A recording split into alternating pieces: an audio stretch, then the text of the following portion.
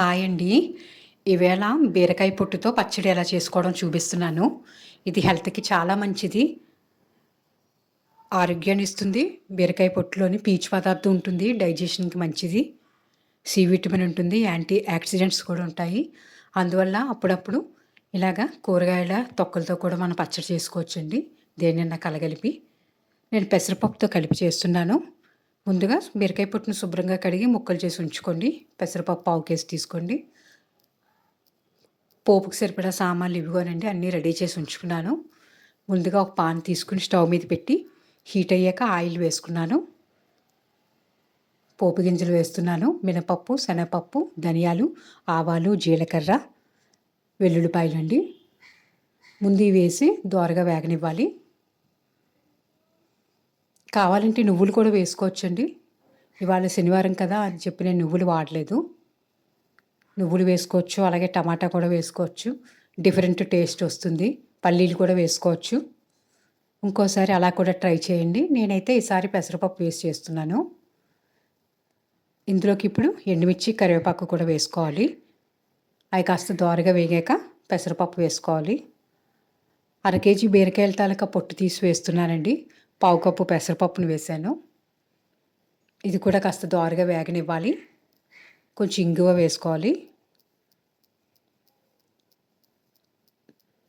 పెసరపప్పు కాస్త వేగిందనుకున్నాక ముందుగా మనం తరిగి ఉంచుకున్న బీర తొక్కును వేసుకోవాలి. దాంతోపాటు కొన్ని బీరకాయ ముక్కలు కూడా వేసానండి. పచ్చడి కాస్త మృదువుగా ఉంటుందని ఓ పావు కప్పు బీరకాయ ముక్కలను కూడా వేసాను. కొంచెం కాసేపు మగ్గనివ్వాలండి, లేకపోతే పసరగా ఉంటుంది. కారానికి సరిపడా 3 పచ్చిమిరకాయలు వేసుకోవాలి. ఒక పావు స్పూన్ పసుపు వేసుకోవాలి. ఇవన్నీ కలిపి ఒకసారి కలుపుకొని మూత పెట్టి కాసేపు మగ్గనివ్వాలండి. మూత పెట్టడం వలన ఆవిరికి మగ్గుతుంది. చూసారా, ఇందాకటికంటే కూడా ఇప్పుడు మగ్గింది. ఇప్పుడు తీసి బాగా కలుపుకోవాలి. స్టవ్ ఆఫ్ చేసి చల్లారనివ్వాలి.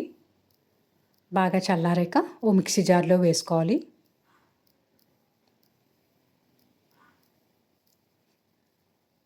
చాలా రుచిగా ఉంటుంది. ఈసారి మీరు తప్పకుండా చేసి చూడండి. హెల్త్కి చాలా మంచిది. చింతపండు ముందుగానే నానబెట్టి ఉంచుకున్నాను.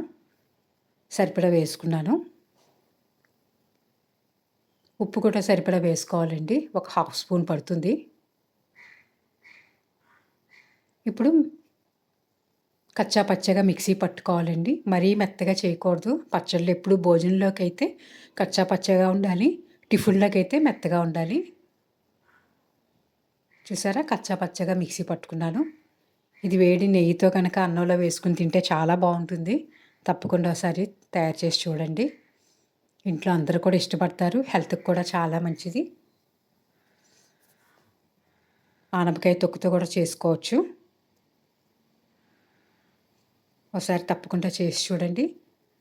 వేసవికాలంలో కూరగాయలు ఎక్కువ రేట్లు ఉంటాయి కదా, అలాంటప్పుడు వృధాగా చేసుకోకుండా పాడేయకుండా ఇలా అప్పుడప్పుడు ఇలా చేసుకుని తింటే చాలా మంచిది హెల్త్కి. ఎంతో రుచిగా ఉంటుంది. మీరు కనుక నా ఛానల్ చూస్తూ లైక్ చేస్తే కనుక షేర్ చేయండి, అలాగే సబ్స్క్రైబ్ చేసుకోండి. నా ఛానల్ చూస్తున్నందుకు థ్యాంక్ యూ సో మచ్ అండి. Please subscribe to my channel smart Anitha.